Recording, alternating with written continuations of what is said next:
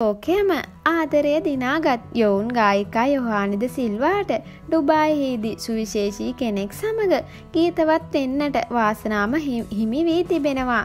ඇය තමයි නගෝ නගෝ ගීතයෙන් ලෝකයක් වසන් කළ සුරූපී ගායිකාව. ඔයාලට මතක ඇති මීට වසර ගණනාවකට ඉස්සෙල්ලා මුළු ලෝකයම වසඟ කළ නගෝ නගෝ ගීතයේ එම සුරූපී ගායිකාව ලංකාවේ මීඩියාවල අය ගල්ගසා මරා දැමුවේ යයි බොරු ප්‍රචාරද රැගෙන ගියේය. ඇය ඩුබායිහිදී යොහානිට මුණ ගැසී ඇත. යොහානිට නාම තෑග්ගක්ද පිරිනමනු ලැබීය. ඉතින් මේ යොහානි ලංකාව නැමැති මුතු ඇටය ඔපදමා කැටයම් කර මුළු මාත් ලෝකය වටා රැගෙන ගියේය.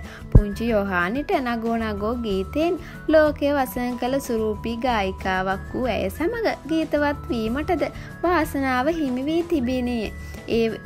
ඒ විතරක් නොවේ පුංචි යොහානිට ලෝකයේ ඕනෑම තැනක නගෝ නගෝ ගීතය ගායනා කිරීමට අවසර ලබා දී තිබිණි. ඉතින් යොහාන් සා තිබුණේ ඇයට ලැබුණු වටිනාම තෑග්ග හැටියට මෙය තමයි කියාය.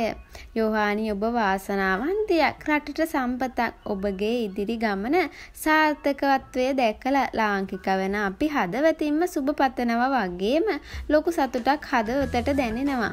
යොහානි මුහුණු පොතේ මෙසේද සඳහන් කර තිබුණා.